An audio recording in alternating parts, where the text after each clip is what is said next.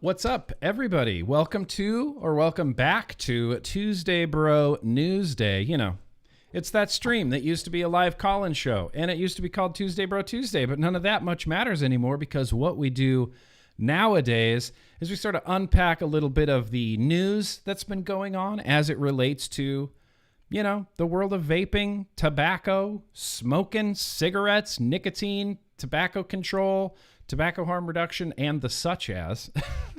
I'm your libertarian freedom-loving host, GrimmGreen, now joined by our resident fact checker, subject matter expert, you know, far left, sort of deep state. It's Danielle Jones. Socialism! Spreading that far left agenda all over the place. No. I mean, you peeked out pretty hard right there. That was great. No, I am firmly moderate. Sorry firmly for headphone moderate people. That's okay. Yeah, rest in peace, headphone users. But welcome. Welcome back to Tuesday Bro Tuesday. Like I said, we got a lot of stuff planned today. It's mostly going to be revolving around, nicotine. Like it says in the title on the thumbnail. The big You Don't Know Nicotine documentary kind of came out. I watched it a few times. We're going to be talking about it, I guess, as far as like maybe we're going to review it a little bit, speak a little bit to it. I thought it was a really great document. I want everyone to watch it just right out of the gate. I'm going to try to keep, I don't want any like big spoilers in here because there's so much information. It's difficult to even break it down. Like I started doing that. The second time I started watching it, I'm just taking furious notes and then I pause it and I'm like, I'm only 20 minutes into this movie and I've got like a page of notes already. It's just a lot of information, you know, it's a lot of information, but we're going to, you know, talk about it, break it down, talk about it a little bit. There is some other news and things that I have planned. We're going to talk a little bit about nicotine from the standpoint of Filter Magazine, and they did a great paper, I guess, about nicotine. It's really, really super in-depth. We're going to touch on that a little bit. We're going to touch a little bit on anti-nicotine hiring policies, how there are companies out there now like U-Haul, which I should have brought. I don't even have a tab for U-Haul, but U-Haul is anti-nicotine. They're not hiring smokers or anybody that, you know, uses nicotine. I don't know how that's not discriminatory in nature, but we're going to talk a little bit about that. And we're going to wrap it up with, Elon Musk. Going to mention something about Elon Musk towards the end of this Tuesday Bro Newsday. So, you know, get excited, be prepared for that. But welcome, you guys. Welcome. We're here to talk about news. We're here to discredit the myth-making machine, and we're here to push the tobacco harm reduction agenda. I feel like that's a pretty accurate statement. Discrediting the myth-making machine. That's my favorite thing. So the first thing I wanted to mention, this was the weirdest thing that's ever happened to me. Now, Danielle, you've done websites and stuff like that. You know, you buy stock images and such as, you buy some stock images here and there. And I bought some stock images for, this post. I made this post on GrimmGreen.com just about some surveys that I was trying to get out there for vapors to do. And I bought this photo of this woman vaping an e-cigarette. And, you know, you can kind of put your own caption underneath it. But what happened when I bought this photo and I loaded it onto my website, it came with a description like already included in the metadata of it. So I loaded it into WordPress and it auto-filled in this little description. Look at this little description, this caption for the photo. Smoking and vaping may be unhealthy and addictive and pose health risks to your lungs. That was just included. I just bought a photo and that caption was in the metadata of the photo and wanted me to use that as the caption of the photo on my website. I feel like that's really super sneaky to just put that in there. Doesn't that feel really sneaky? It does, actually. Yeah. Super sneaky. And I'm going, no. I've never seen that before, actually. I have never seen it before either. And I like I said, I uploaded it to the website and you can put in your little caption. So I changed the caption and I changed it to something from the Cochrane library. but the default caption, smoking and vaping may be unhealthy and addictive and pose health risks to lungs. There's no like, here's where we found this information. Yeah, no source cited. No sources, no sources at all. But that is, baked in propaganda, Charlie. I would describe that as baked in propaganda. Yeah, I would. And imagine if you're just running, whatever. You have a news site or something and you're trying to report on nicotine or vaping or EVALI or something like that. And you go, I'm going to buy this picture and use it. And then it just auto loads that on there and it's on your site now. That's crazy to me. That just seemed smarmy. That just seemed weird. I don't like that. Ugh. It should just be blank, right? I'm not wrong here. I agree. It should be blank. They should just be pushing their agenda on your stock photo. Yeah, it's a stock. I know. It's a stock photo. It's a stock photo. Like what happens if you download a stock photo of like a shark? Does it give you like little shark attacks happen every, do they throw their little shark agenda on there? I mean, I feel like I probably have never had this situation because when I get a stock photo, I always take it into Photoshop and resize or crop or do things and then save a new version that I upload. Oh, yeah, I get you. So I've never like uploaded the default file that you get. Like I always alter it. Nope. So I've never seen that before, but I did not know that happened. Yeah. And that is kind of creepy. Kind of creepy. Scott Runyon in chat says, I can't believe Nick had to buy a picture of someone vaping. Yeah. Here's the thing. I know. I wanted it to look a little bit. I will defend him. Right. I wanted it to look a little bit like a little professional, not just like a picture of Dwayne just vaping with a mech mod. Right. I need something that looks journalistic. Is that a word? We all use stock photos. Is that journalistic is a word? Yeah, Scott Runyon. Yeah, stock photos. Yeah, for sure. I use them all the time. Yeah, stock photos. And journalistic is a word. Okay, good. It's totally a word. Definitely a word. Okay, so now that we're past that little bit of smarminess from the stock photo website, still blows me away. I had a few more things I wanted to mention real quickly, before we get into the main meat and potatoes of this You Don't Know Nicotine movie is who's going to be surprised? It's the Veritas Cohort study. I've been promoting this. I'll continue to promote this.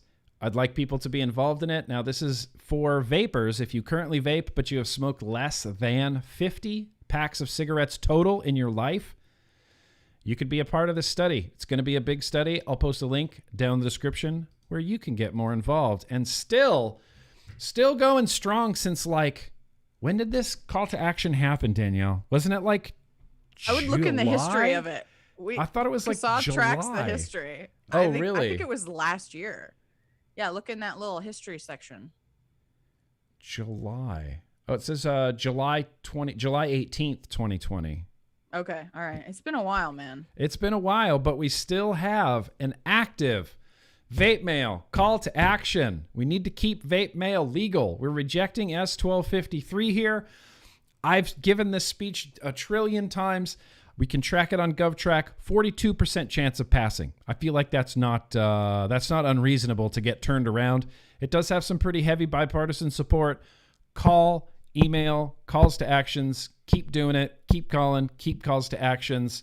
I don't want to imagine like January 2021 when it's like, oh, S1253 passed. They had a little thing, and I don't want to see this bill pass. No, this would be detrimental, catastrophic, yeah. Right? This is worse than a flavor ban. This is the worst. This is literally just cutting off people's access. Well, exactly, because it would force all online companies, assuming they can even survive in this climate, right, to use private carriers. So we're talking FedEx, UPS. Mm-hmm. A, that's way more expensive. B, those guys could change their own private company policies anytime they want. Yep. I mean, they could start. I know that FedEx has been a little dicey in the past, I've heard, with vape companies before. With vape stuff, yeah. So we're at their mercy. Mm-hmm. And the third point is I don't know if everybody knows this, FedEx and UPS do not deliver to every person in the country. If you are too far out, too rural, and it is not cost effective for them, they do not service you. Absolutely they just say, not. Sorry, not sorry. They either say sorry, not sorry, or they actually contract out to USPS. And if they won't deliver, then that person ain't getting no vape mail. So you That's guys, ridiculous. this is bad. This is This pretty is real bad. bad. This could limit access for a ton of people. This could make things way more expensive. This is just bad all around, you guys. We need to oppose this. Please, please, please call, email, write, tweet, all the things. And then Just do repeat. Call, And then email, tweet, and then take a call, break, email, tweet. Yeah, and then take a do break. it all over again. Yeah, take a break. Call, email, retweet, call, email, tweet, call, email, tweet. I'll have a link down in the description. Don't even trip for the Casaa call to action.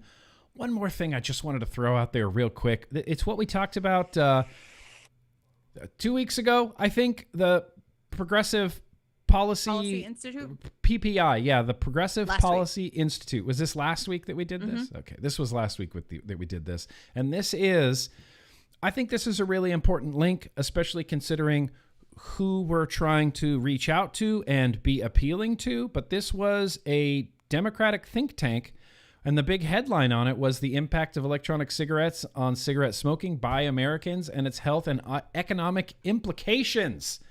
So it's a big, long study of a paper of everything as it relates to, like the title says, e-cigarettes. And this is like I said, Democratic think tank here came to these conclusions. Democratic think tank, which is interesting, bizarre, but really interesting. And I want to put this link down in the description as well as share their conclusions from this. And I think we shared this in the past. I think it was in that one episode, the one with the orange thumbnail, changing our, reframing our argument, something like that. We went into depth in this, but I wanted to read you the conclusions from this because they say in this study,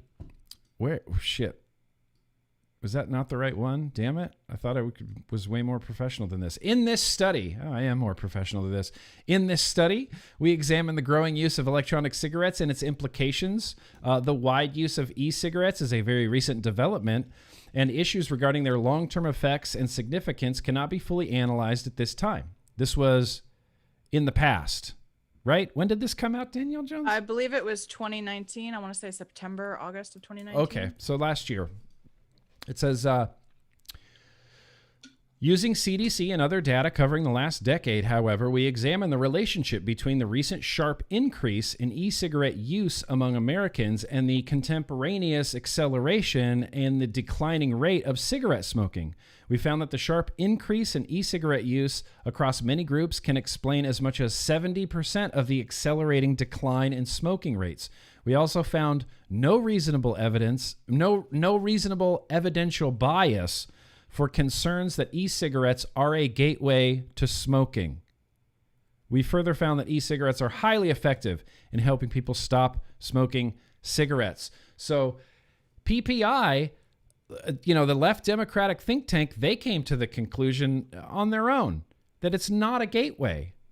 The gateway, it just keeps getting debunked more and more and more and more. I really like this study. I'm going to post a link down in the description. It's long.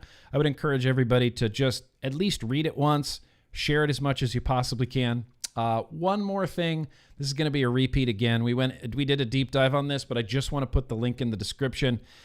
It's the Cochrane Library. Their gigantic meta-analysis, electronic cigarettes for smoking cessation. I'm not going to go in depth into this at all because we've already done that, but the Cochrane Library is the gold standard of science and meta-analysis. And what they did was a meta-analysis of hundreds of different, vaping, e-cig studies, held them up to their own standard, which got rid of a bunch of them, and then did a meta-analysis of those, came to not so shocking conclusions that e-cigarettes probably help smokers quit smoking, things like that. And so I just think it's a really great link. I think it's a really good link just to have, in your holster. If you're on Twitter and you're talking to somebody, you go, boom, Cochrane Library, read it. It's right there. Here, I'll do a little thing. And then you can explain it a little bit. Boom, Cochrane Library. It's just good to have on deck, on deck when you're talking to people on Twitter. Let me do a couple of these super chats that I saw come in. Trey says, I absolutely love the Type 2. Hell yeah, Trey. Thank you. Killer job, bro. I appreciate that. Thank you very much, Trey. I'm glad you're liking it. It's finally getting into people's hands, which is crazy, and has this whole other set of like nerves and anxiety that goes along with it. Scott Runyon in there with the super chat. I appreciate that. Let the sweet, sweet truth butter flow. That's right. That's what we're here to do, is spread some truth butter around. Noah, that's very gracious of you. Hey, Grimm, I love rebuilding to Tuesday Bro Newsday, rebuilding my Zeus X on top of my MVP 5. Hell yeah. Keep up the great work. Best vape YouTuber to exist. Listen, Noah, thank you. That's all I'm going to say. I'm not going to try to fight you on that. I'm just going to say thank you.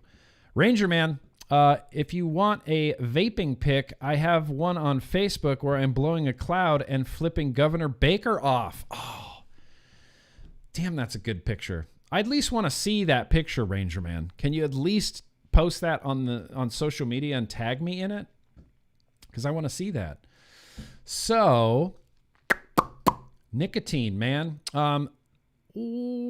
Let's do this. So, we had talked about this in the past, and I mean, this dates back to the very beginning of quarantine, to the very beginning of COVID. But you remember France was doing, they had made some sort of announcement about how smokers are being underrepresented in COVID hospitalizations.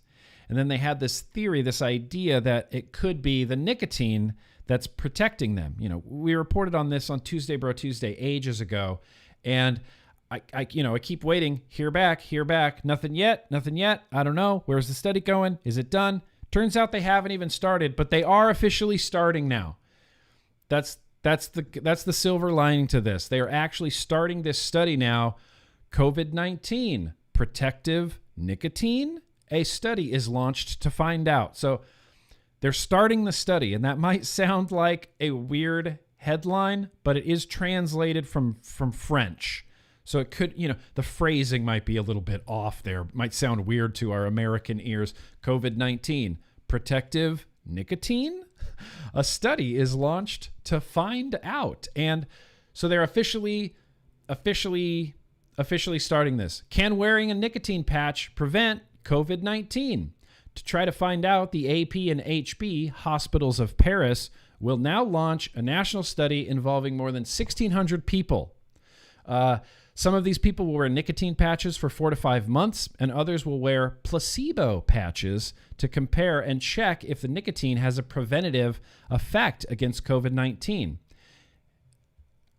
I think this is fantastic. I'm really excited about this study. I'm glad it's finally going. This is something that gets postulated on and speculated on, and it's hard to get through.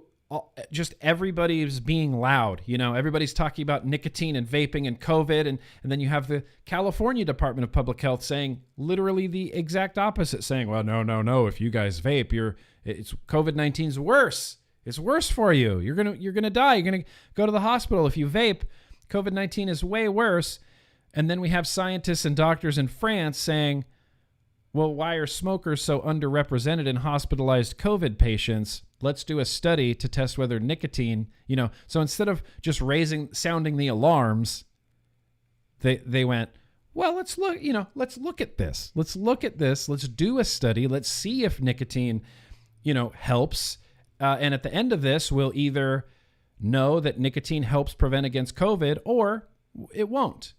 I like that they want to get to the bottom of this rather than just sounding the alarm and telling everybody that vaping is going to make COVID-19 worse based on theory, I don't know. basically. Yeah. Based on their nothing. own It's just logic, speculation, right? I feel like it's just speculation at this They're point. basically like, well, smoking's bad for your lungs, so it probably makes COVID worse. Right. The end. Yeah, it kind of makes sense. That might make COVID worse. To be fair, from the science that I've heard, because I've done a decent amount of research on this, so my understanding is that patients who smoke, and again, I'm referencing smoking because there's not a lot of data on vaping because hospitals just don't, that's not a thing that they really ask people. Sure. So based on the smoking data, less smokers than one would think based on population numbers are admitted to hospitals with COVID who have serious, reactions to it. Mm-hmm. However, of the ones that do have a serious reaction, they tend to have a very serious reaction. Sure. So while sure. it's still true that smoking is not good for your lungs and therefore probably makes having COVID, worse than a non-smoker. Worse because of the damage done, right? Because of the damage exactly. done.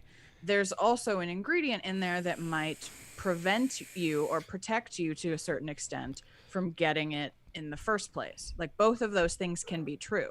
There could be an ingredient that could make it worse if you get it, and there can be an ingredient that kind of lowers your chances. Yes. And the reason why, the theory is that you've got these things, I believe they're called ACE2 receptors, basically in your body. Yes. And that is the receptor that the coronavirus latches onto to Right. make you sick. Right. The theory is that nicotine also attaches to that same receptor. So if you're using nicotine, your receptors are basically full up. There's no room at the inn for COVID to attach to. All the parking slots are filled, basically. There's nowhere for COVID to park. So it skedaddles. That's essentially the theory. And it's a sound theory. Yeah. Now, my only concern about this study, and I kind of want to put this out there so that people don't get too dejected, I believe that there is a chance that this patch study may not show as much promise as we all hope, because from what I've researched, a lot of these receptors that we're talking about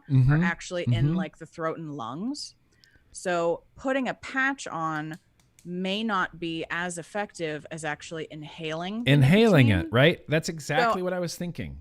So I don't want people to get too discouraged if this study doesn't come back with like resoundingly positive results. Sure. That like all the people with nicotine patches, I worry that means that the scientific community will be like, well, guess not. Yeah. But like we know that inhaling it is different than taking it in through the skin, where it just, goes through the bloodstream and stuff. So I want people to like, hope for the best, but kind of plan for the worst. That's like my motto. Well, it may not be as it's possible that it might not be as positive when they're using patches. Sure. And this is just, truly and honestly, this is just the very, very beginning of this science. So you're not going to have, after one study of 1,600 people, you're not going to have like this empirical scientific answer definitive yet. results. Yeah. There's not going to be this, this is definitive as gravity right now.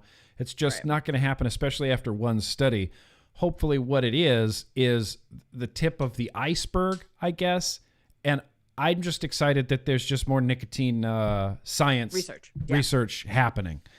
And I hope it shows enough promise that they continue looking into it. Yes, 100%. That's the goal, right?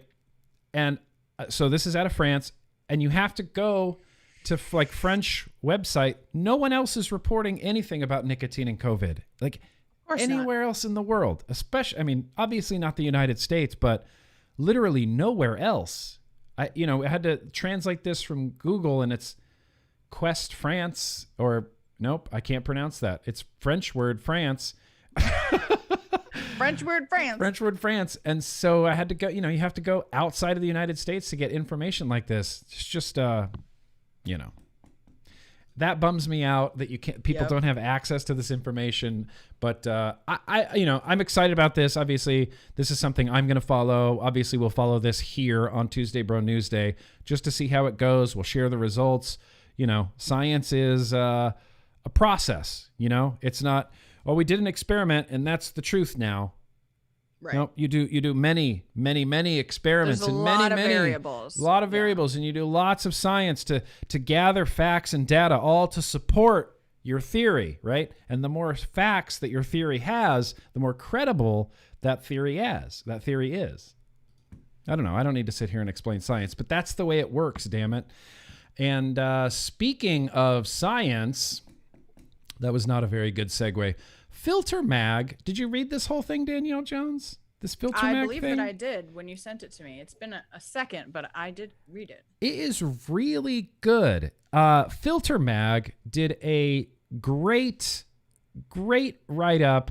This gal named Carrie Wade wrote this article for FilterMag, Nicotine 101. That's what it's called. Nicotine 101. The truth about what it is and what it does. So Carrie Wade is a PhD.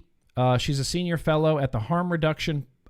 And Carrie Wade, PhD, is a senior fellow and the Harm Reduction Policy Director for the R Street Institute, where she is responsible for directing R Street's harm reduction agenda, including opioids, tobacco, and sexual health. She previously worked as a drug researcher at the University of Minnesota and the Scripps Research Institute in La Jolla, California. She received her bachelor's in neuroscience and PhD in pharmacology from the University of Minnesota, and has a master's in public health from Johns Hopkins University. So, really good resume, which after I read that, I went, oh, okay, like this is going to be a real straightforward, facts only sort of situation. And I thought it was really, really good. And now obviously it's really long. I'm not going to sit here and read the whole thing, but it says in July 2017, an announcement by the FDA declared that the agency places nicotine at the issue of addiction at the center of the agency's tobacco regulation efforts. Hi, have I mentioned that I'm dyslexic and I have a really hard time reading articles? I've sat every time I have to read something for Tuesday Bro Newsday or, anywhere on the vlog and I have to read something, I read it like 19 times almost so that I memorize parts of it, because when I'm reading right now, I'm not really reading. I'm just remembering what I read before, if that makes any sense. Dyslexia, it's a damn thing. It's no surprise that with this renewed focus on nicotine and ensuring FDA-driven fear-mongering surrounding products that contain the substance, even if they do not involve combustion of tobacco, people are more confused than ever about what nicotine is and what it does. This is a really spectacular article. I wanted to share. Oh, there's the picture of it. There it is. I meant to show that earlier, but that's the picture of it. Nicotine 101, the truth. And again, I'll have a link down in the description. FilterMag. You can read this whole thing. You can kind of read this whole thing for yourself. But it goes really in depth. It talks about nicotine.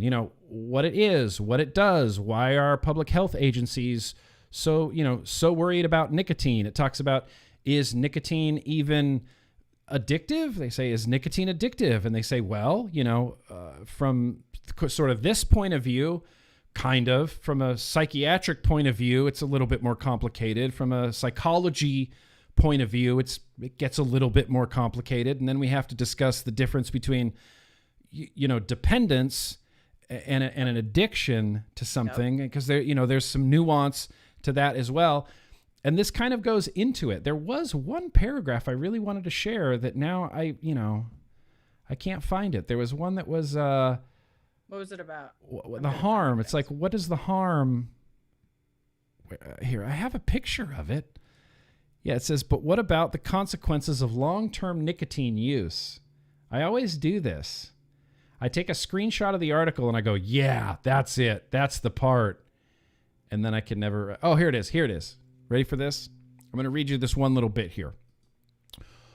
What about the consequences of long-term nicotine use? This is a thing. Vapors, a lot of us have been using nicotine for, really me since I was 13, but for the last 10, 11 years, combustion-free.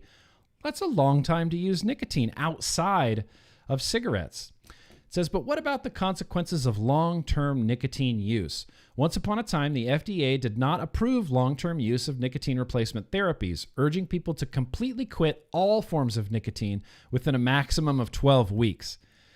I can tell you right now, I've been using nicotine way longer than 12 weeks. Almost 12 years. In January, it'll be 12 years of using nicotine outside of tobacco.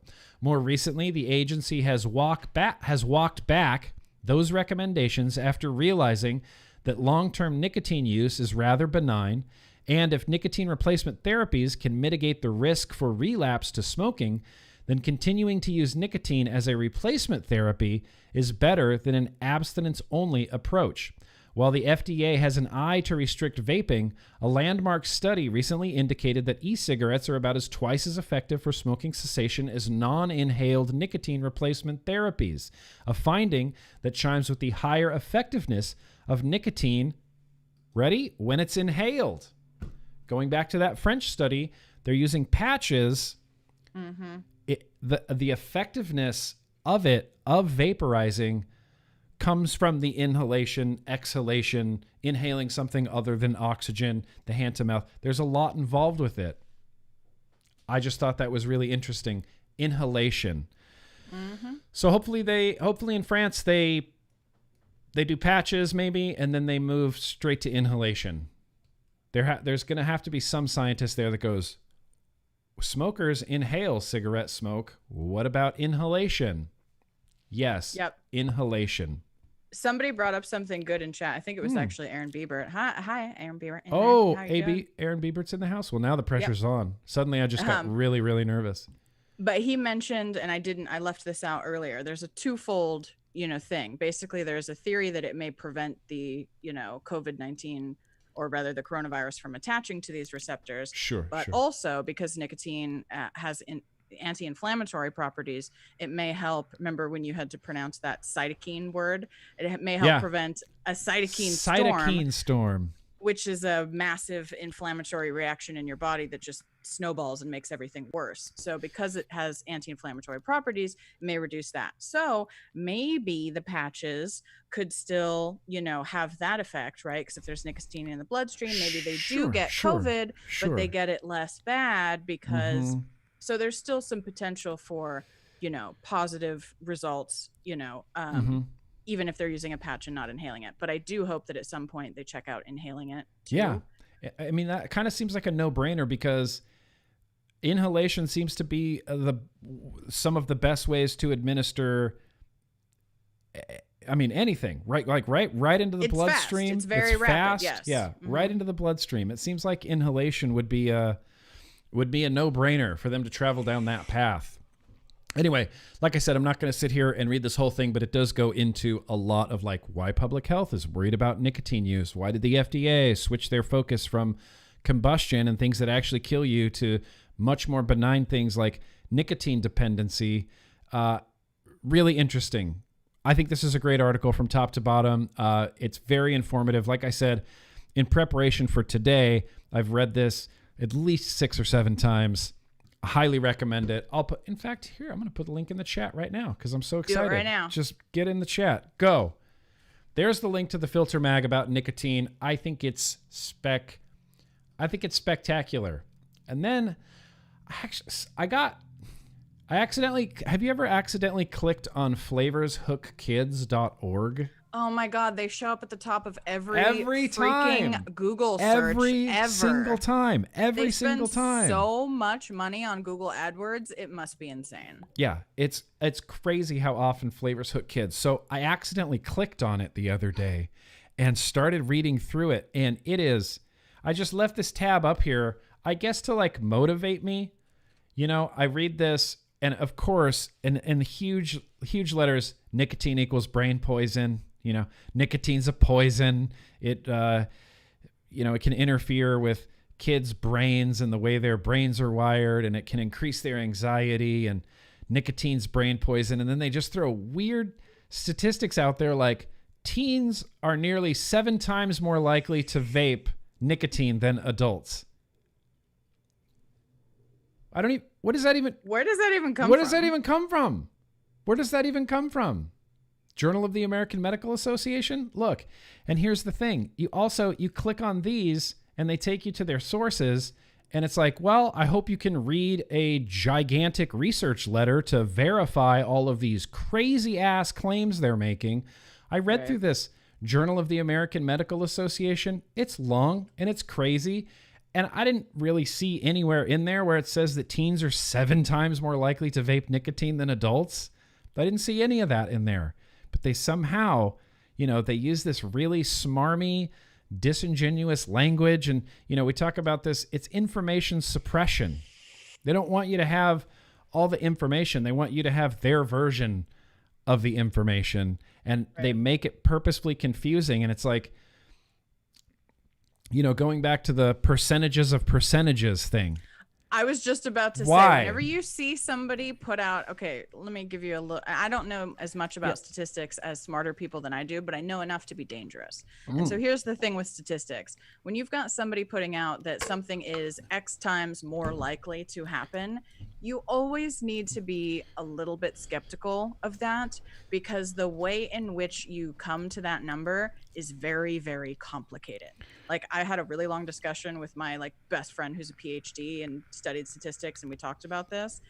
It's a little dicey sometimes, Sure. especially when you're talking about behavior, which there are so many confounding variables that go on there. Like, have you accounted for and adjusted for all of these different, you know, attributes that humans, who are very complicated creatures, you know, have? And if you don't, then your data can be completely, you know what I mean, like not even accurate. So it's a little tricky there, being like, oh, somebody is 7 times more likely to do that. Are they? I'd like to see that reverse math, and like what variables did you adjust for, and like you can't just like divide some shit. Like, that's not how you get to that number. Like, it doesn't really work that way. And if I had to guess, I would say they took the number of like CDC reported adults who vape, and the CDC reported kids who vape, and then just came up with that number. Did some questionable math in there. But that's not really how that works. Yeah, you can't. That's not really how that works. There's some questionable math. There's some questionable math going on there. Well, and it's like, it's even what's an adult? They just say young people, but you know, sometimes I see in these, they say, oh, well, young adults are affected by vaping, you know, 18 to 25-year-olds. 24, yeah, exactly. And I'm like, what? 24? Those numbers in. They're creeping them in. That's what passes for a youth, is 24 years old. When you were 24 years old, did you feel like a little kid? Did you feel like a youth? Did you feel like a grown-ass adult? Were you paying your own bills? I was paying things my like own that. bills. Yeah, probably might have had a job and you were paying bills and lived on my own. Yeah, maybe. you start doing things like living on your own and buying your own groceries and you know, paying taxes paying taxes. But you know, 24 question. You know, it sounds so young. Young people. Oh, young people. Okay, so the last thing that I didn't even want to bring up Flavors Hook Kids. I wanted to avoid this completely, but I wanted to show this. Local wins create statewide policy chains, and this is going to echo one of the things that they talked about in You Don't Know Nicotine when they were in Montana, and they were talking about how they start these flavor bans in little counties and municipalities where they know there's going to be no pushback. And not a lot of vape shops. Like, I wish I could get this to reload, because it does that same thing. Yeah, it starts off. It's like, oh, look where it started. We started in these tiny little places, and then by 2018, and hopefully by 2021, the whole state will be a flavor ban, and you should get on board because it's already so successful across the state. And there's been, you know, it's peer pressure, basically. I know it's peer pressure. It's peer pressure. So if you want to get super upset, head over to flavorshookkids.org and read some of the hogwash on there. You know, vaping increased 218% among middle schools in this last year. Apparently, 218%. That's crazy. Yeah, the number's at like less than 1%. It's okay? I know. Like, it's actually less than 1%. If it increased from 1 child to 4 children, that's a 5 million % increase. I know.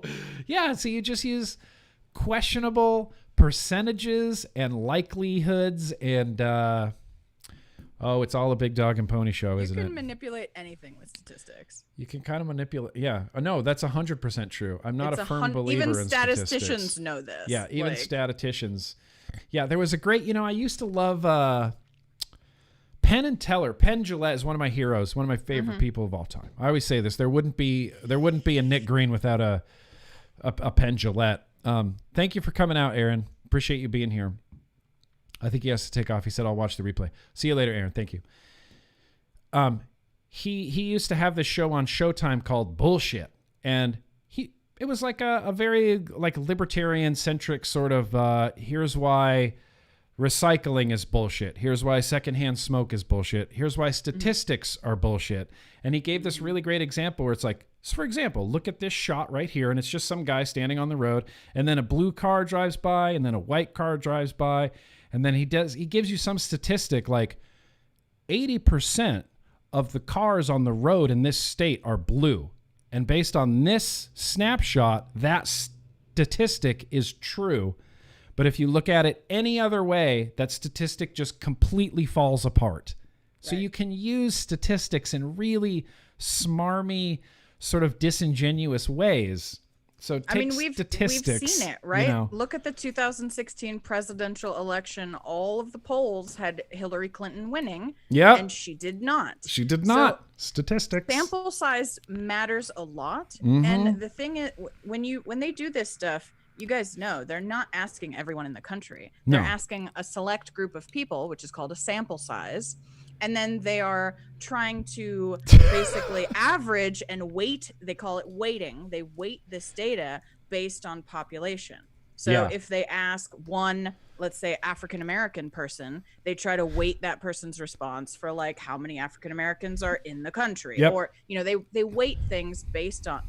But that doesn't always work. That is an imperfect system. You know what I mean? Completely. The smaller your sample size, the less accurate your data can be. The less accurate it's going to be. Yeah, and they extrapolate out, right? So they say that's a lot of assumptions. That's a lot of assumptions. And it's really like the slippery slope of, well, if this happens, then this and this and this and this is going to happen. And we know that if we find one youth vaping, that means that there must be more. And if there must be more, then it must be, they make a lot of assumptions, like, and it's a real slippery slope of facts that they use to do that. This person who's aged 14, who's white, and who's from a middle class probably speaks for the majority of white 13-year-old middle class. Like, you're making a lot of assumptions when you're doing this. I'm not saying it's completely inaccurate and it's worthless, but you do have to understand and pay attention to what their sample size is and how they've weighted it, because you can weight badly and well. Like, there's certain weighting protocols for this data, and it's not always done real well. Like, so there's a lot of... It's not black and white, you guys. It's definitely really not. 100%ly not black and white. 100%ly. So, looks like we're doing really good on time. I got Paul Newhouse pulled up here. So I wanted to spend some time right now. You Don't Know Nicotine.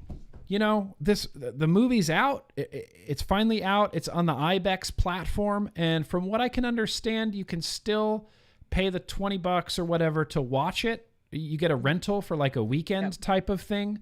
But I think, I wish Aaron was still here. Someone correct me if I'm wrong. I think you can sign up for the platform for Ibex free for 10 days.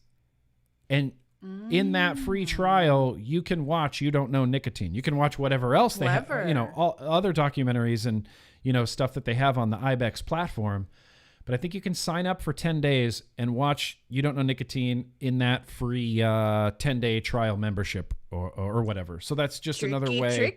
Right? That's just another way. Maybe some more people can watch it. Maybe we can get some more people to watch it. But it's out. We've been hearing about and talking about this documentary for a very long time. Yeah. For a very long time. I would say... years we've been talking about this documentary, and this is a documentary about nicotine. I mean, it's pretty focused on nicotine and explaining it. I mean, the title I think is very fitting. You Don't Know Nicotine, because I learned a lot. I felt like I was knowledgeable about nicotine. I wouldn't consider myself like a nicotine expert or anything like that, but I'm pretty fairly familiar with it, and I know this, that, and the other, and it's hard to get laboratory mice addicted to just nicotine alone and things like this and MAOs, and this movie taught me a lot.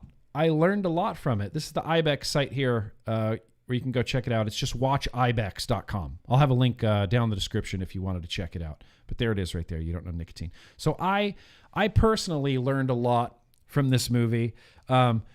I thought it was really like very scientific from top to bottom, from beginning to end, real science-based, real based in, reality. And, the documentary, it starts talking off a little bit about like teens and vaping and Ivali a little bit and the deaths that had been going on. I thought this movie was beautiful to watch. Beautiful to watch. Aaron Biebert and his team, they love those drone shots, Oh, that B-roll is on that point. B-roll Aaron. is sick. That B-roll dough. Yes. Yeah, good job. Yes. The movie is beautiful. It's just a joy to watch. It kept me engaged from the very beginning to the very end. I didn't want to look away. I just wanted to watch it. It's so beautiful. Really very compelling. I found the stuff at the beginning, they go to a farm, tobacco farm at the beginning. I thought that was really interesting. I had never seen tobacco farms or tobacco harvesting or how they do it and how they turn it into e-liquid, but they kind of went through that whole process as well, like following nicotine from the ground through the different products that it can be in, as far as like patches and snus and vapor liquids. And like I said, really scientific from beginning to end. Some people were in it that we recognize. Matt was in it, and he did. I thought Matt did a really good job. In fact, the drone footage of Montana. Oh, it was gorgeous. Gorgeous. Yeah. Oh my God. And Matt standing on that pier, like that in front of clear, the glassy lake. Yeah, that and clear, glassy lake. Guys, so pretty. So pretty. So dope. I thought Matt did a great job. Erin Mills was in it as well. She's a big anti-vaping person.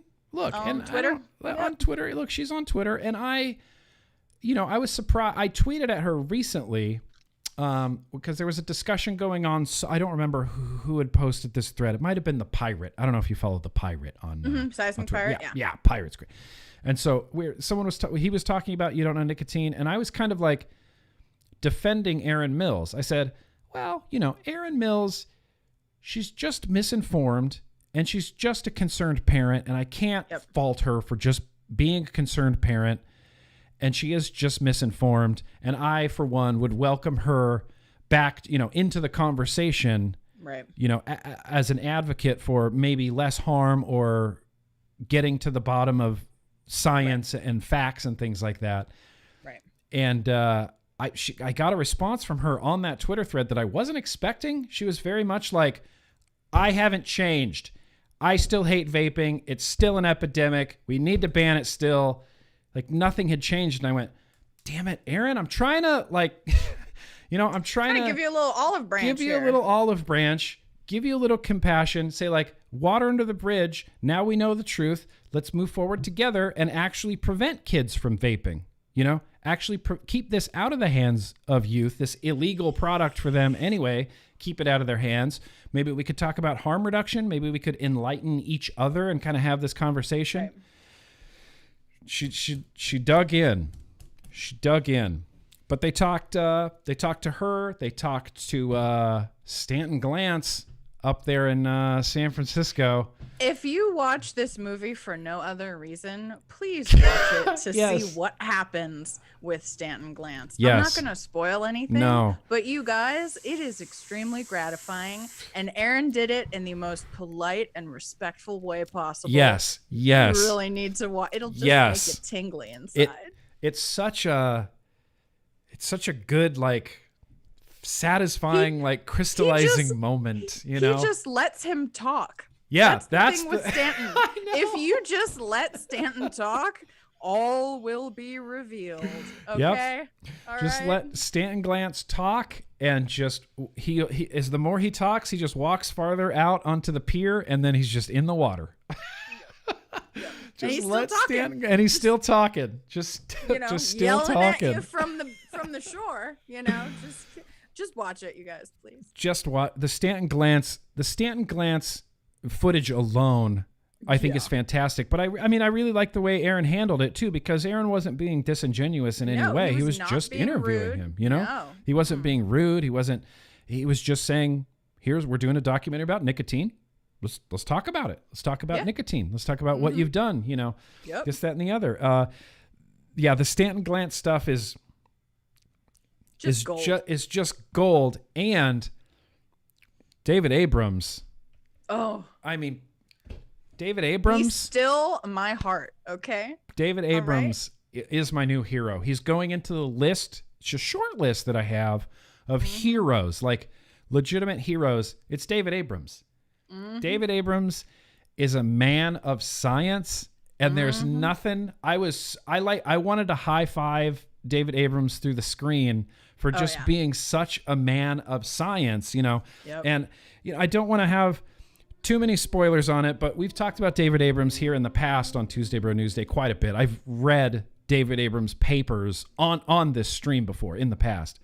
And my favorite part of almost the entire movie, then there's a little bit of a spoiler here, but it's not a huge spoiler. It's just a real satisfying moment, is when David Abrams was talking about, you know, when vapor liquid and e-cigarettes first appeared, he had been working in the field for so long that he wrote some of the very first, like, cautionary, really negative, but more cautionary, conservative pieces about e-cigs. And he was highly skeptical. Highly skeptical of vaping and e-cigs. And, you know, fast forward however many years later, and he talks about how he had to change his mind. He had to change his viewpoint on this because the science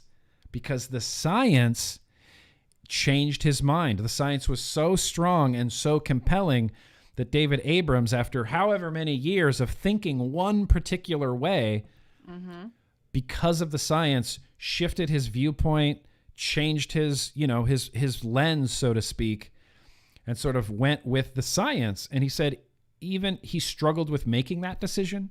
He says he still struggles even now. He's like, I thought one way for so long that changing that way of thinking is a big shift. You know, it's a big change in your brain. And David Abrams, you know, there's a few reasons to watch this movie. David Abrams is one of them. Stanton Glantz is definitely one of them. And Paul Newhouse, and MD. Dr. Paul Newhouse. Newhouse. Okay, he's never been on my radar before. No, me neither. I mean, I was talking to some of the Casaa people, and like Jim was like, I knew who he was. I wrote an article like 5 years ago. And I was like, okay, Jim, fine. Like, but no. So I have a shelf in my mind. I have a mental shelf. A mental shelf? That I put up here. And I'm like, you know, call it a professional crush, call it like superb admiration, call it whatever you want. Superb admiration. Exactly. So Dr. Brad is on there. Sure. You know how I feel about Dr. Brad. Okay, Dr. Brad is up there. Dr. Abrams is up there. Yes. And now the newest addition. Okay. Paul Newhouse. Dr. Paul Newhouse. Okay.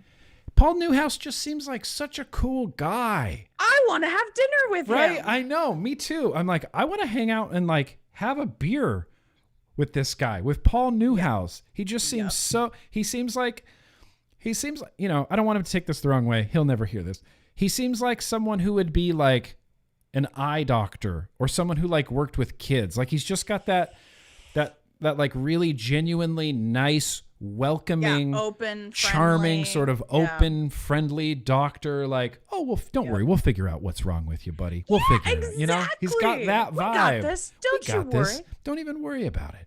You know, and he talks about going to the FDA and presenting evidence and how there was someone at the FDA who was like, oh, I don't believe in this science, or I don't, whatever. I don't believe. She's like, I don't believe this data. Yeah, I don't believe it. Well, he's like, data. Yeah, I don't know what you want. You don't believe it, like, but it's just right the data. there. There's nothing. This is the data. This is it. It's weird that you don't believe it, but this is the data. You know. Yeah. Exactly. Oh my God, I just loved him. I love him. I thought he did a really great job as well. We'll talk about this in a little bit, but he did the mind. What's it called? The mind study. The mind study. It's going on now, I believe. He's doing the mind study. It's happening now, and in fact, here, let me just show you. Let's show you the mind study here. We'll get to this in a second and read a little bit more of it. But it's the mind study, and you can be a part of this From what I understand, if you are... They're still looking for participants. Yeah, there's a big button down here. You can still join in and be a part of this mind study. Nicotine. I believe on you the have brain. to have MCI, which is a form of mild memory loss, I believe. So they're looking for people who are suffering from like early Alzheimer's or early stages or Alzheimer's. I believe it's MCI, isn't it? Is what the criteria is. Yeah. So you have to be having some like mild cognitive impairment, which I believe is like a precursor sometimes to Alzheimer's. But they want to test nicotine on people who are experiencing these, early symptoms. Yep. So excited. So excited for this. I can't get enough. Is Paul Newhouse, is he on Twitter? He is, because I tweeted at him the other day, found him. He hasn't been on Twitter since like the fall. So I'm like, come back. But I tweeted at him anyway. I don't care. Yeah, I'm going to try to track him down. I was discouraged to find out that David Abrams does not have a Twitter. I haven't looked, but I feel like I probably could understand that. It's not he for just everyone. Doesn't have a Twitter. Yeah, it's not for everyone. Yeah, it's not for everyone. It's not for everyone. I like to see doctors on Twitter, though. It's just one of my favorite things. But Paul Newhouse is in it. Is great. We're going to talk about the mind study. There was one story of the couple with the daughter with Tourette's. Oh yeah. I found that very compelling. That was very crazy. compelling study. That was crazy. Yeah. That was crazy. I don't want to do any spoilers, but their story I think is really very compelling. I loved, Glance got asked about the, Royal College of Physicians. Oh my God. He asked about the Royal College of Physicians, and Glance's response to that question when he says, have you ever seen Invasion of the Body Snatchers? And he's got that glancy voice. Have you ever seen Invasion of the Body Snatchers, where the aliens come down and take over everybody's body? He's like, that's the way I view England and vaping. And I was like, because that's logical and science-based. Hey, what does that even mean? And then he went on to yeah, exactly. Because that's what a man of science would say. Right. You say, strangely, I have a different opinion and belief than all of my other colleagues. They must have been taken over by aliens. That is the logical explanation for why a whole bunch of people disagree with me on an issue. Invasion of the Body maybe I Snatchers. could be wrong, or maybe nope, they were taken over by aliens. And he even goes on to kind of disparage some of the people he used to work with and around. He said, I don't understand. There's these scientists who did all this great work in tobacco control, and now they're in love with vaping, and I'm just befuddled. That's what he said. Maybe befuddled. That should tell you something, Stanton. No, maybe not. I don't know. Maybe. Oh my God. The denial on that runs deep. Let me tell you. Yeah, the denial on that runs deep. I'm really glad Stanton Glance is in this movie. I'm excited to be in a documentary with Stanton Glance. I love that. That's my favorite thing. I'm going to take over here for a moment because I know you're not going to do it. I will not. Our beloved Nick GrimmGreen is in this documentary, if you haven't seen it, and he does, you guys, a phenomenal job. I felt like I did a pretty good job. Okay job. I would say that it was phenomenal. You had some of the best lines. In fact, Aaron interviewed you at the beginning, right near the beginning part, and that's where your big interview was. And then he brought you back at the end. That's always good. I was shocked. They bring you back at the end to give you that closing. That's always good. I couldn't believe it. He was so good. Just go watch it. I was very satisfied by what I did and what I said. That whole experience was just a great, really awesome experience. And as this movie's we're leading up to this movie, and that interview is from a year ago. I mean, that interview is from forever ago. And so I'm thinking, well, now that this movie's actually coming out, I'm sitting here, sitting in my office getting paranoid and just ridden with anxiety. I don't remember what I said. What if I said something really dumb? I would do the same And I'm thing. trying to think back to what did he ask me? What was the conversation? Like, what were we talking Right. about? I don't even remember. Did he ask me about youth vaping? Did I say that kids should be vaping? Like, what did I say that's going to ruin my entire following, like ruin all of my credibility or anything? No, none of that happened. I'm just glad he left the good parts in.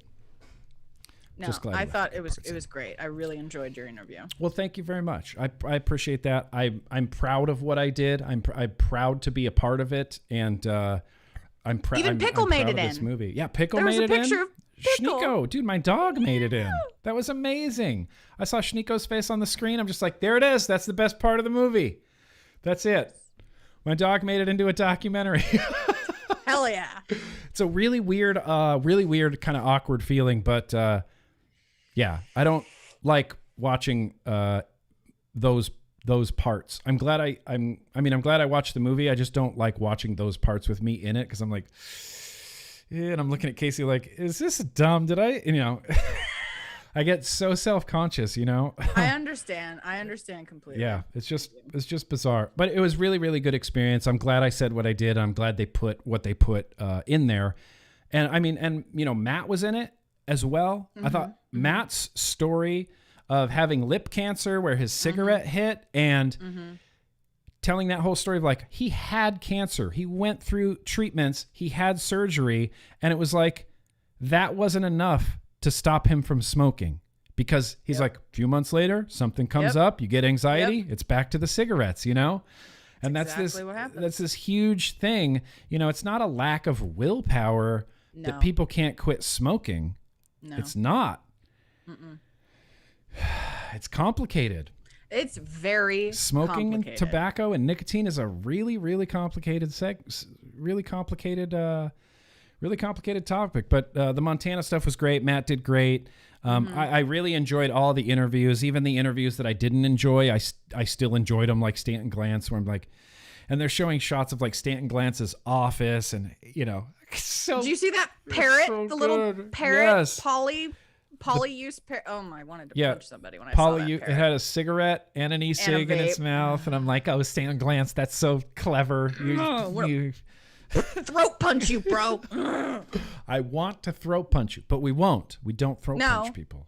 I don't. It's not an actual thing. It's just emotionally I want to do it. Emotionally, yeah, heavily. Not physically. I don't want to fight anyone physically ever, for real. But in my mind, no. I want to verbally punch you in the throat. Verbal punches.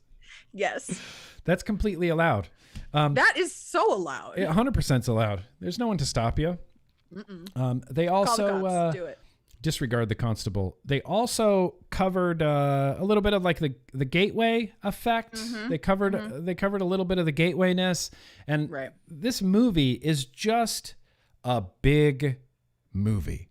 There is loads of information, loads of stories and interviews and data and science and doctors and narratives, and it's bigger than smoking. It's bigger than nicotine. It's this idea that pride and ego can hinder science and can hinder moving forward as a society in a better direction. And saving lives. It's really a big. That's the only way I can describe it. It's a big movie, and so it covers everything from tobacco plants being sprouted in just little greenhouses, these cute little tobacco plants, all the way to like everything in between of EVALI and the youth vaping and adults vaping and nicotine and what it does to your brain and the nicotinic system and the mind study. And then it goes all the way through like, well, who's funding these anti-groups? The Bloomberg stuff. It goes through all of the Bloomberg stuff. It covers Campaign for Tobacco-Free Kids, which I guess I didn't really put two and two together that Bloomberg and Campaign for Tobacco-Free Kids are connected, although that, obviously that makes a lot of sense. They are. Makes a lot of sense now. It's really good, and it covers, I don't even want to, I feel like I'm going to have too many spoilers, even by mentioning Bloomberg. I feel like saying the name Bloomberg is a little bit too much of a spoiler. No, that's good. That's fine. But it's a little bit of a spoiler. And then there's Bloomberg stuff, and it wraps up, and It's really, really great. I was surprised to see Senator Leno in it. You remember Senator Leno? I was like, Leno! I know. I wrote it in all caps. Leno. Big exclamation points. Man, that guy was the bane of my existence for months. And he was young in that footage. Did young. you see that footage? I know. Man, I was like, dang. Was it? What was that bill? SB 140? Was that the California bill? Something 140, 160, 280. I don't remember 160? numbers. Could have been. I don't know. Leno, Senator Mark Leno. That's his name, right? Mark? Yes. Yeah. So Senator Mark Leno had one of the first, was it one of or the first? No, it was one of. It was been one other of things, the first, but it was a big deal. Yeah, it was one of the first big pieces of vape legislation. It was a big flavor ban. This was in back California. In California. Yeah, sorry. In California. And he was in it. And I talked about Leno so much on YouTube, and this bill in SB 140. And I remember when SB 140 finally got shot down, and it was the night before VaporCon. And so it was like kind of like, we had a little celebration. We're like, yeah, no more SB 140 at VaporCon. And it cracked me up seeing Leno in there. And so, yeah, Bloomberg. There's a whole big Bloomberg bit, which I thought was really good, really, really well done. Really well done. I feel like they told, because let me tell you, I have a lot of experience in trying to educate people about how these adorable, pure-looking organizations that everyone trusts actually have a dark side that is not so great. Dark money. Exactly. And trying to tell people, like, I know you think the American Lung Association is super great and just full of like scientists who only care about science and just want to help people, but actually there's a lot of money in here and it's real fucked up. Yeah. Trying to educate people on that is an uphill battle all the way because they have this idea that these organizations are just pristine and lovely. Yep. Aaron did a really good job in this movie of presenting the other side of that, but not looking crazy while doing it. Yes. It is real easy to look like a conspiracy, tinfoil hat wearing nutter. It sounds when you're crazy. Talking about this. But he did a really good job of like exposing it in a way that's like, yeah, you could understandably believe that that's how these things work. And like, he did a really good job of not sounding insane, which a lot of us struggle with. Because it's real easy to just sound like you put on a tinfoil hat and you be like, no, you guys, there's Bloomberg dark money that flows into these organizations. And you just start sounding like Alex Jones. American Heart is trying to kill you. Like, why does the Cancer Action Network need billions of dollars? That's interesting. And yeah, you're right. He presents it in a very like level-headed, like this is literally just what's happening right now. Right. There it is. Like, here's That's how what's it works. happening. Here's what we found. This is what's going on. And I'm like, I was vaguely familiar with the idea of 501 because they talk about 501c versus what was the comparison? 501c4s. Okay, 501c4s. I'm gonna weigh in on this here for just a second. Yeah, do that. So 501c3s, and I know this because of all of my, I'm a board member at Casaa, so I kind of had to learn this. Yep. 501c3s are your standard charitable nonprofit, and charitable being the key word there because that means that when you donate to them, that is a tax write-off.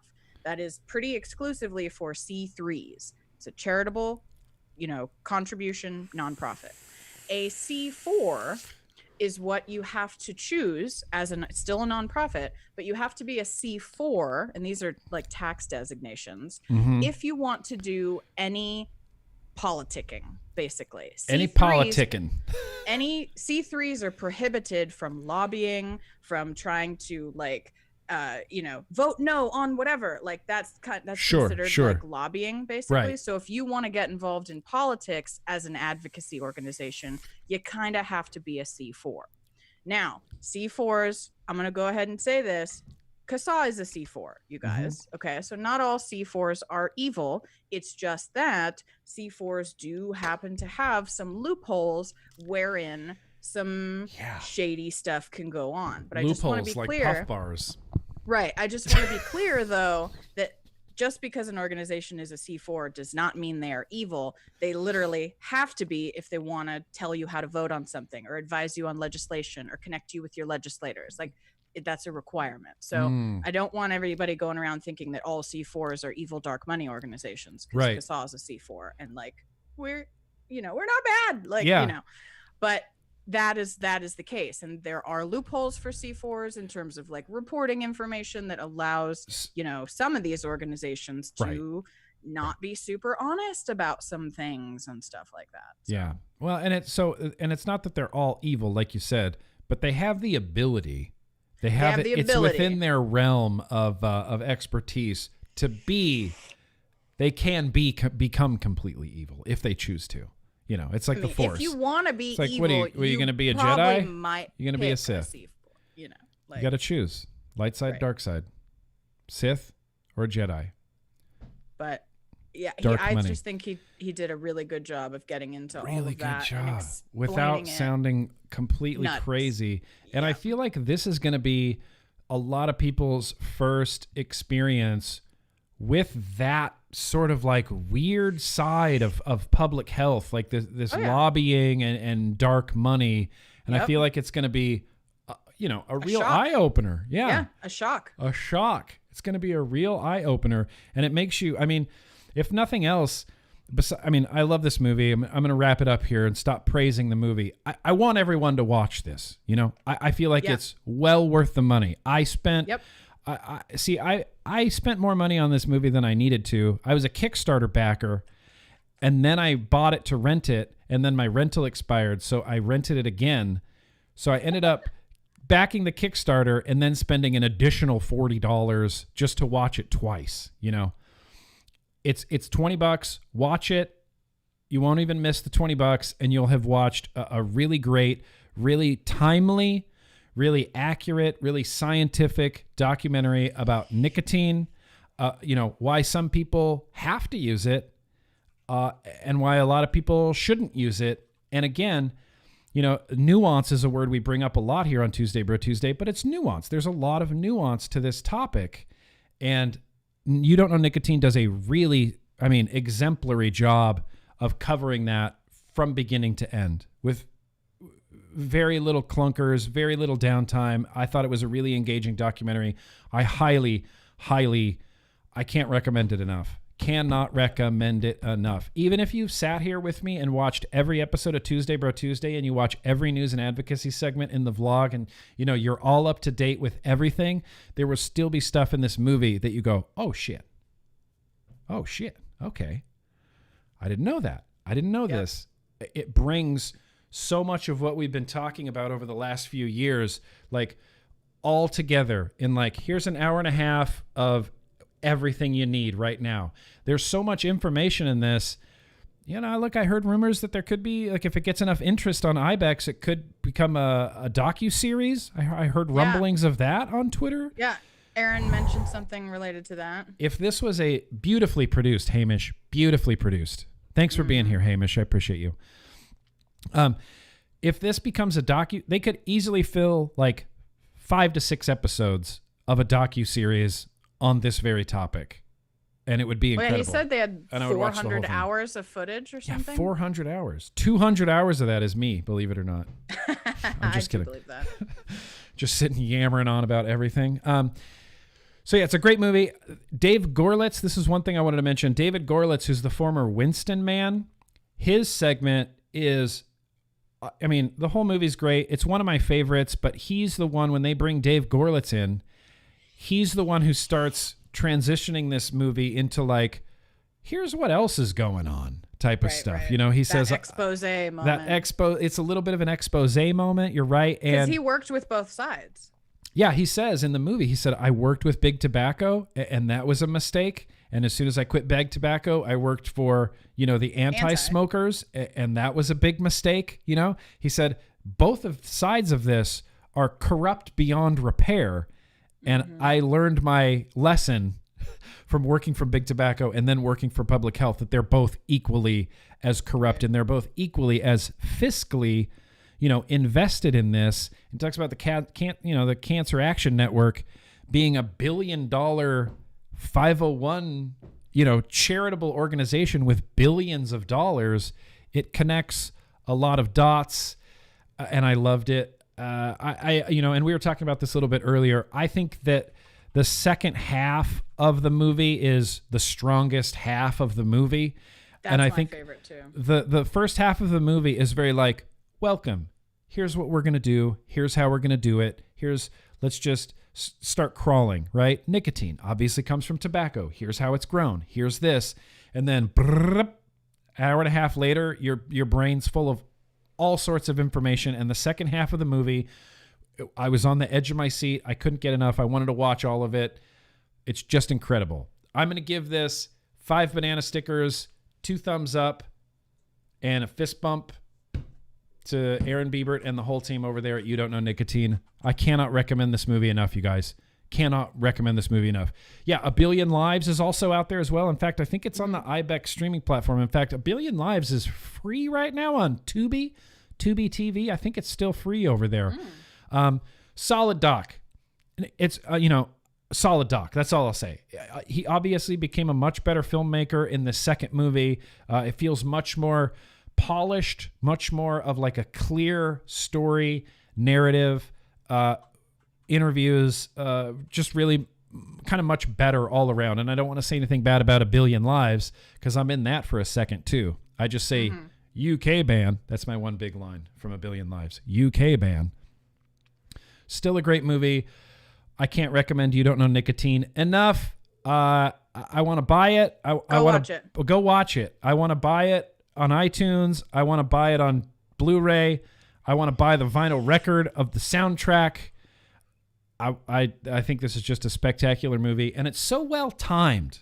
Like right now is such a perfect time to be talking about this, that I think all things considered, moving forward with, new administrations on the horizon and this big shift coming to the system, right? That this is perfectly timed in there. We as U.S. citizens, again, I apologize to all my international viewers talking about the U.S. right now, but we as U.S. citizens, I feel like are more and more becoming skeptical of, not to sound too much like Rage Against the Machine, the system, Yeah, the establishment. The establishment. We're all kind of slowly realizing maybe the problem is with the system, and that's the system that needs to change. And I think tobacco control and these profiteers, these public health groups that are literally profiteering off of death and disease need to be held accountable for not helping save people's lives and trying to disparage people from using cleaner, healthier forms of nicotine. A lot of changes coming, and I think You Don't Know Nicotine is going to be a big part of that as far as public health and tobacco go. So that's where I'll leave it. Yeah. That's where I'll leave it. I think it's going to be interesting moving forward. I think it's going to be more interesting moving forward now that we have this movie out, and it's like a thing, it's like a thing that's out. So yeah, You Don't Know Nicotine. Everybody go check it out. Please, everybody go check it out. If you're like, look, $20 is too expensive. I can do this for probably 5 people. I'll PayPal you the money to watch it. Just go watch it. I'll give you $20. It's one of the best movies you'll see all year. I liked it more than The Rise of Skywalker by a lot. By an order of magnitude, I liked it more. Before I get to reading this last little thing that I wanted to talk about, I'm going to read a couple of these super chats that came in. I apologize. I was ignoring those. Hamish, starting Casey's Dyson Vacuum Fund. Hamish. Ooh, Dysons. Yeah. Are good. Dysons are the bomb.com, dude. We just bought this little rad little Dyson guy, and now we're like Casey and I will argue about who gets to vacuum now because it's so fun. Yeah. It's so enjoyable to vacuum now. Yep. Appreciate that, Hamish. We're definitely going to use that for Casey's Dyson Fund. Ranger Man, Grimm, check your Facebook. I sent you that vape pic. All right, I'm on it, Ranger Man. The Rising Phoenix Vapory, because the Type 2 is a real banger. Sold 3 more today here at the shop. Woo! Congratulations yet again. Really nice product. Thank you. Fucking Rising Phoenix Vapory. You guys have been down since day one. I appreciate you guys so much. I'm glad that you're selling some type 2s. I'm glad people like it. Lastly, we got one here from SVK. GrimmGreen, Casey Pickle, and Danielle Jones, and everyone in the chat. Have a safe Thanksgiving, and thanks for what you do. Yes, it's my pleasure. It is my pleasure. Look, I can't speak for Danielle or Casey, but it is our pleasure. It is our pleasure. I'm going to speak directly for Danielle Jones. It is our pleasure. It is. It is 100%. Thank you, SVK, and that goes for everybody. Have a safe and happy Thanksgiving. We're going to start wrapping this up. There's one more link. There's two more links I'm going to put in the description, and one of them has been in the description of at least 50 different YouTube videos of mine, and this is an article from 2015 that is really kind of going along the lines of nicotine and what we're talking about today. And this is a paper written by Sally Satel, who's just one of my heroes. She's like my Brad. She's like my. She's on your shelf. She's on my shelf. She's on the shelf. The shelves. Like I don't know. The shelf. Yeah, the shelf. Exactly. It's like where BB-8 goes. Exactly. It's where BB-8 goes. It goes BB-8. Dr. Brad. Dr. Dr. Abrams, and now Dr. Newhouse. And I'm putting Sally Satel on my shelf. Yep. She did this great piece called "Nicotine Itself Isn't the Real Villain," and this is from 2015, and we're talking about vaping, and we're talking about the Food and Drug Administration, and we're talking about who is the head of the Food and Drug Administration? I don't even remember. No, in 2015, Mitch Zeller. She talks about Mitch Zeller because he's from the CTP. CTP, yeah. It's an incredible article. I've actually read this article in its entirety on a Tuesday Bro Tuesday. It's a long one, but like all nuanced subjects, it's worth it to read the whole thing. There's a lot of delicate things and moving parts, and like what is true for some people isn't true for all people, and nicotine isn't the same in all forms, and there's a reason that people don't die from nicotine overdoses, and there's patches aren't habit forming or even addictive forming because they're legal in the store shelves, and people aren't overdosing on people them. aren't overdosing on people aren't or using selling them on the streets. Yeah, right. That's what they talked about in the movie. Yeah. Paul trading Newhouse them on the playground. Yeah, Newhouse said kids aren't trading nicotine patches on the playground. That's how I know they're not addictive, and that is that's not. That's not a thing. So I do want to put that down in the description. And then the last thing, you guys, appreciate you guys being here. This is the last thing. Danielle Jones sent me over this link, and it just hit me right in the right spot.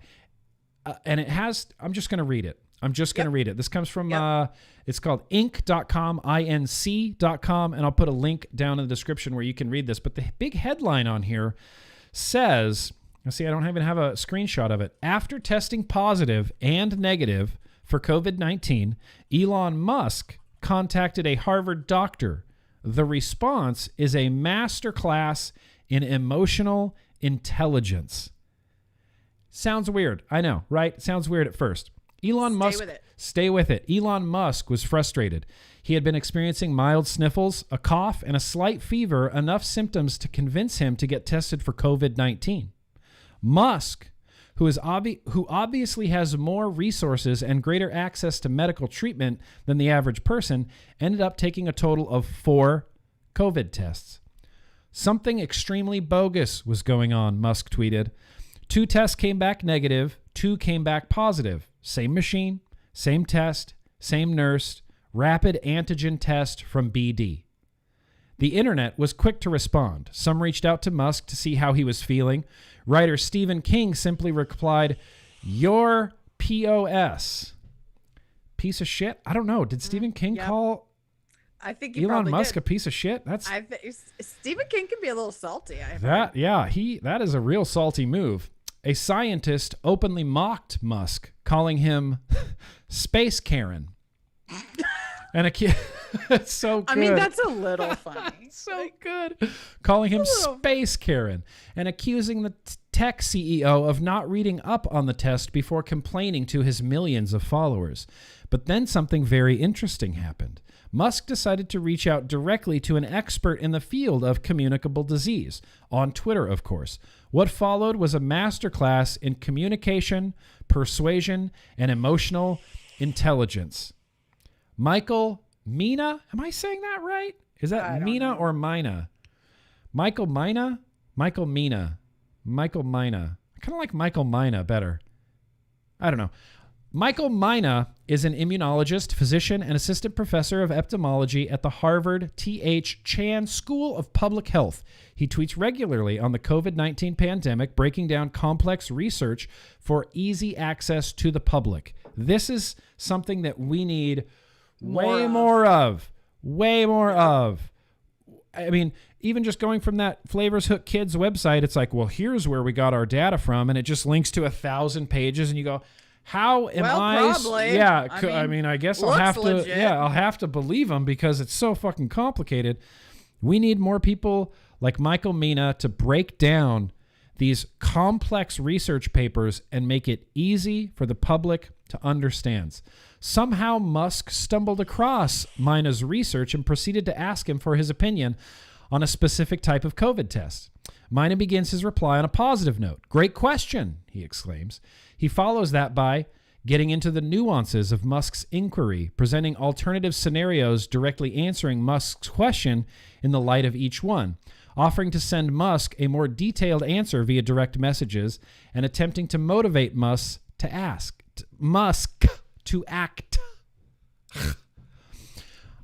"I think you'd be interested in a detailed answer," Mina tells Musk. "You're a scientist, and it would be great if you could help inform the world of the right answer to your question. So much confusion abounds." So they have links to the full tweets that you can read.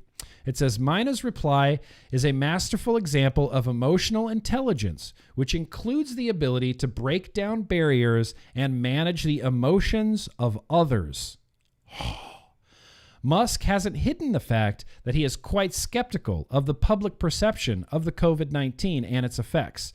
But those who follow Musk also know that he is a big fan of learning from experts in a given field. Mina could have blasted his previous skepticism. He could have spoken in a disparaging manner or mocked Musk like the scientist mentioned earlier, or he could have made the mistake many experts do by answering the question in a way that is overly complex or difficult to understand. How often does that happen? All the time. All the time. Instead, Mina did the opposite. By commending Musk's question, he sets the tone and encourages a respectful conversation. He provides evidence Musk is likely to respect, and Mina keeps a balanced view of himself by explaining things as simply as possible, showing he understands and can show empathy for his audience, in this case, Musk, but also Musk's millions of followers. Finally, Mina offers to provide more time and attention to Musk if he were to reach out, and then he goes a step further. By acknowledging Musk as a scientist and kindly imploring him to spread the facts, he assumes the best in Musk and appeals to his emotions. This is important because convincing someone of a truth that is different from... this is important. I got all excited. I got a little bit ahead of myself there. This is important because convincing someone of a truth is different from motivating them to do something about it. To truly galvanize others to action, you have to stir their emotions pertaining deeply to affect a person's thoughts and feelings. If you're wondering if it worked, it did. Just over an hour later, Musk retweeted the entire conversation. So, if you're working to convince someone who is skeptical of something you believe strongly, remember this. Set a respectful tone. Show empathy. Keep a balanced view of yourself and stir their emotions. Do this right, and you will become a master communicator and make emotions work for you instead of against you. I love the crap out. I love that. God, I love that. This is exactly the road that we're heading down. We need to have a respectful tone. We need to show empathy. We need to stir emotions. We need to keep a balanced view. And this is coming back to the saying, kill him with kindness. Kill him with kindness. What I wanted to do when Aaron Mills replied to me was just well, fine, fuck you. You're not, that's not going to win anybody over. That's certainly not going to win Aaron Mills over. And if we can win Aaron Mills over, we can win anybody over. And so the idea is be respectful, be empathetic, try to meet the person where they're at, and try not to be an asshole. I have the Grimm Army Facebook group, and we have one rule there. It's a super easy rule to remember. One rule. Don't be a dick. That's it. And it applies in all circumstances, whether someone is asking if you like an e-liquid or asking if you like, I don't know, the new Avengers movie. Just don't be a dick. Someone says they don't like it. You don't say, oh, fuck you then. Just don't be a dick. Be kind. Be respectful. Show empathy. And that's how we're going to change the narrative. That's how we're going to initiate real change in the system, I believe. And that's where I'm going to leave that. But that is a great article. Danielle, thank you for sending that over to me. You're very welcome. We're going to post that link down in the description so you can read it, share it, absorb it. And, this is just, if you try this out, you'll be surprised at what kind of responses you get from people. Oh, I do this all the time on social media. Yeah, when you're respectful to people and you're like, well, here, let's have this conversation. And I don't want to sound like a condescending asshole, so let's just talk. You get a much better response. People are less likely to just start calling you names or just, well, you don't know what the fuck you're talking about. How many times I've ended conversations like that? Like, well, you just don't know what the fuck you're talking about. Bye. That didn't get us anywhere. It just made me get all fucking adrenalized up and like, fuck that, getting really worked up. And he's over there going, well, that guy's a dick. I'm not going to listen to anything else he has to say. Nope. There's a way to do it, and I think we can do it. I've had people, you guys, who are completely opposite position of whatever we're talking. It could be politics. It could be vaping. It could be a number of things that I talk to people about on the internet. I've had people straight up thank me for the level of civilized, respectful, and kind. Like, they've actually said, wow, I've never talked to someone about this like you before. I'm not trying to toot my own horn. I'm literally telling you that people do respond to that. Like, that article is basically how I approach conversations on the internet. I've been practicing this, and it actually worked. Not on everyone, because it's just, there's not on everyone. And you have to know when to give up too. That's a really important thing. Do not waste your own time on somebody that is completely and totally like just nonsensical. Like, don't do that, because then you're just going to frustrate yourself. You have to see the warning signs. But for people who are not, who can be reasonable, using this, I swear to God, it works. I promise you. I was getting into a really heated, debate with somebody. And by the end of it, we were like sending each other hug, emojis and gifs, and like exchanging book titles to read. You know what I mean? Like, it can be done. It can be done. I promise you it can be done. And it's really way easier than you think. You're like, all I have to do is be nice and respectful? Huh. Who knew?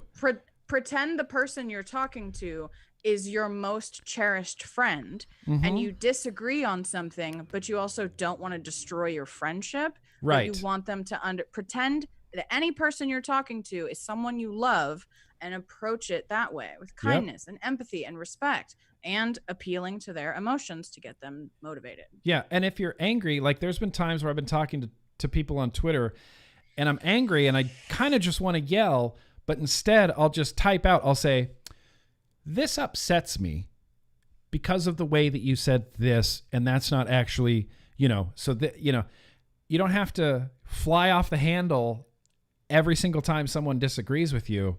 All you have to do is be respectful and communicate that. People are really receptive to it. Really very receptive to it. Receptive, and it's novel in a big way. These days, it's novel. It is novel on the internet, and people are like, oh, a breath of fresh air. Yeah. They'll talk to you more. What? This person's being what? Civil and logical and pragmatic and nice and empathetic. What? Look, Bruce Lee said one of the best lessons that you can learn in your life is to master how to remain calm. Bruce Lee said that, okay? Bruce Lee. he could punch a hole through a redwood tree. That's what I heard. That's actually not true. Anyway, we're going to wrap up this Tuesday Bro News Day, you guys. I will have links all over the place, all down in the description. Clickable links will be on GrimmGreen.com, and that's where the podcast will be as well. But I'll have links all down in the description so you can reread about any of the stuff we talked about. Remember, when you're out there on Twitter, just kill them with kindness. That's all you have to do. You murder them with kindness. You be the kindest, most respectful, generous person you can possibly be. And it's also hard to stay mad at someone who's being so nice to you. You know? Exactly. Like, it disarms them. It completely disarms them. I've had it done to me where I've been in the, aggressive position and someone comes at me with kindness and I just go, well, now I don't know what to do. Right. Exactly. Why are you being so nice? Okay. Exactly. Yeah. Also, find a way to agree with them. That's a key. It doesn't matter what it's about. Find some way to write, I agree with you. Yep. Because that also disarms them because you're not fighting every single thing they say. In a big way. Let me do these last two super chats. Viking Vapor, will you ever pair a mead flavored juice with mead? Sure, bro. I don't have a lot of experience with mead. I worked when I was at Starbucks, I worked with this guy who brewed his own mead out of honey. I think he that's fermented how mead is brewed. Honey, right? Honey. Okay. Yeah. He brought some in. I took it home. Had a little bit. I'm like, wow, that's a damn thing. It's like moonshine a little bit. It's like fermented. We actually just bought some for Thanksgiving. Did you buy wanted mead? to try it. Oh. Yeah, we bought a bottle of mead, so I'll let you know how it goes. Oh, yeah. Let me know how that goes. Shit, Viking Vapor. I'll pair it up. And finally, DeJugga17, Joshua, because no vlog day. See you next week. I appreciate that. Joshua. And yes, there is no vlog this week. I'm taking Thursday off. It's Thanksgiving. I'm going to hang out with my wife. We set up our Christmas tree. We did a live stream of it last night with my patrons. It was really great. A lot of fun. I really messed up hanging some ornaments, man. It's okay. I had a little bit of shed time, and so I just hung a bunch of Mickey ornaments all in the same spot on the tree. And Casey walks up and she's like, what are you doing? Why are there like 8 Mickey ornaments right in the middle of the tree? I'm like, they were lonely. It looks fine. That's I don't know. what you say. Yeah, they were. It looks fine to me. I don't know what you're talking about. Anyway, thank you so much, you guys, for coming out. Really appreciate it. On behalf of Danielle Jones and the GrimmGreen YouTube channel, I'll say this. Remember that no matter what anybody tells you, vaping is an order of magnitude less harmful for you than burning to deadly combustible tobacco cigarettes, and nicotine is not as addictive as you think it is. Anyway, thank you so much, guys, for watching. Be excellent to each other. Peace out. Happy Thanksgiving. Happy Thanksgiving.